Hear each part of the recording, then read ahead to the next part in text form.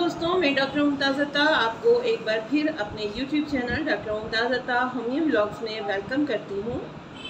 आज हम जिस मौजू को डिस्कस करने जा रहे हैं वो इस लिहाज से नहायत अहमियत का हामिल है कि कहीं ना कहीं हमें अपने इर्द गिर्द हर दूसरा शख्स इस मर्ज़ में मुब्तला नज़र आता है।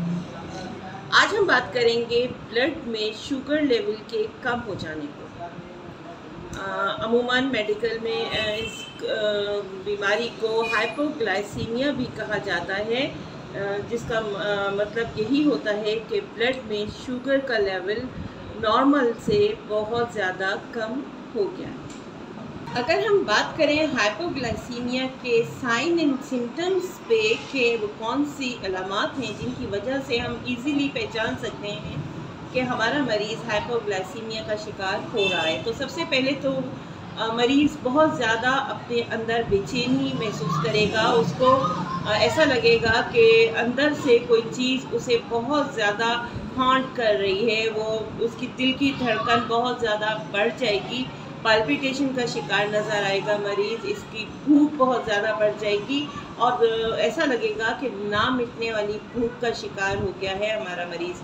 चेहरे पे और पूरी बॉडी पे बेतहाशा पसीना नमूदार हो जाएगा इसके मरीज़ के, और उसको एकदम से वॉमिट फील होने लगेगी। उसको ऐसा लगेगा जैसे मतली किसी कैफियत उस पर तारी हो गई है। तो जिस्मानी कमज़ोरी के साथ साथ असाबी कमज़ोरी में भी मुब्तला हो जाएगा और उसका किसी काम में दिल नहीं लगेगा, ना ही वो किसी काम को सुकून से कर पाएगा।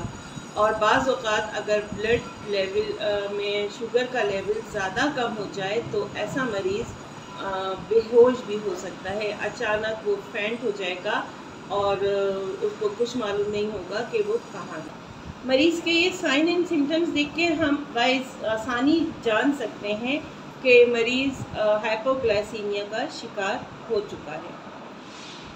अगर हम डिवाइड करें हाइपोग्लाइसीमिया को तो हमारे सामने इसकी दो टाइप्स आती हैं।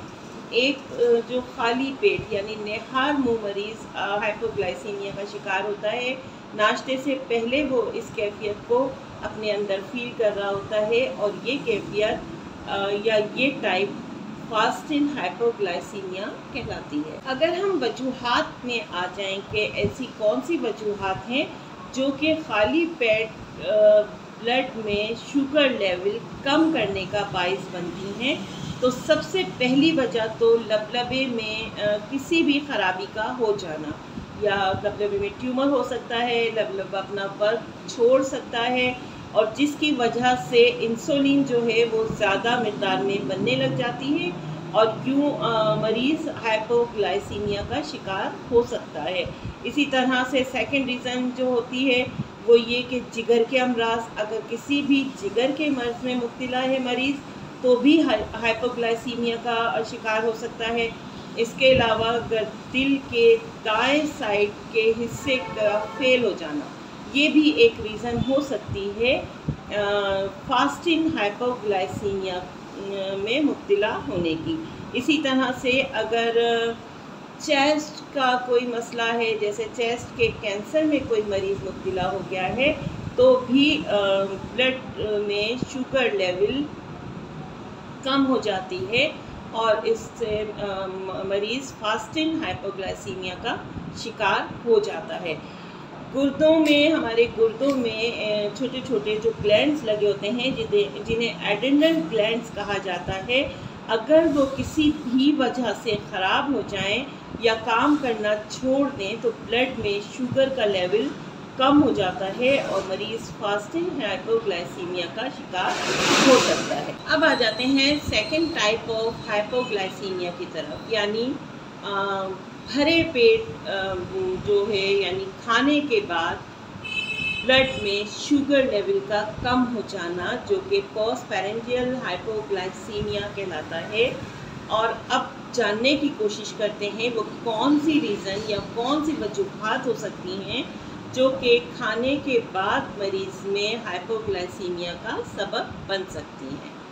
तो सबसे पहले तो मैदे की ख़राबी, चाहे मैदे का कोई प्रोसेस हुआ हो, मीन्स के ऑपरेशन हुआ हो, या मैदा किसी भी एतबार से ख़राब हो गया है, अपना फंक्शन नहीं कर पा रहा, उसमें अल्सर हो गया है, कैंसर हो गया है, जिसके सबब वो अपना फंक्शन नॉर्मल तरीके से सरअंजाम नहीं दे पा रहा, तो भी ये एक रीज़न होगी हाइपोग्लाइसीमिया की, खाने के बाद वाली कंडीशन। मैदे की ख़राबी की वजह से मैदा तेज़ी से खाना आंतों में दाखिल करेगा या आंतों की तरफ से मूव करेगा फूड जो भी हम खाएंगे, और जो जितनी तेज़ी से फूड मूव करेगा उतनी ही तेज़ी से लबलबा इंसुलिन फॉर्म करेगा, और जो कि सबब होगा ब्लड में शुगर लेवल के गिर जाने का।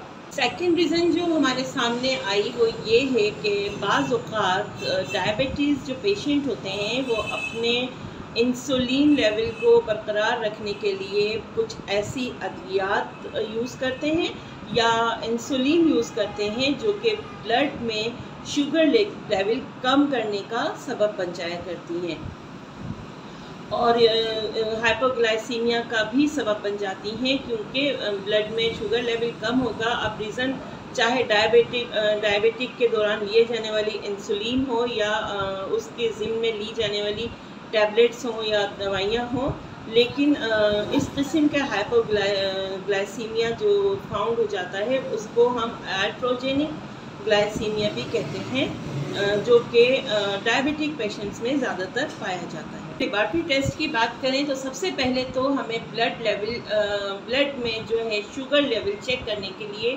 ब्लड का स्कैन ज़रूर कराते रहना चाहिए, ताकि हमें ब्लड में शुगर लेवल का पता चलता रहे। और इसके अलावा हमें लबलबे का फंक्शन देखने के लिए, या लबलबे में कोई ख़राबी तो नहीं हो गई या कोई ट्यूमर तो नहीं हो गया, इसको चेक करने के लिए हमें लबलबे का अल्ट्रासाउंड ज़रूर करा लेना चाहिए गाहे बगाहे। अगर हमें शक हो मरीज़ पे कि ये हाइपोग्लाइसीमिया का मरीज़ है और ये इस डायबिटिक भी है, तो हमें ज़रूर अल्ट्रासाउंड करवाना चाहिए लबलबे का।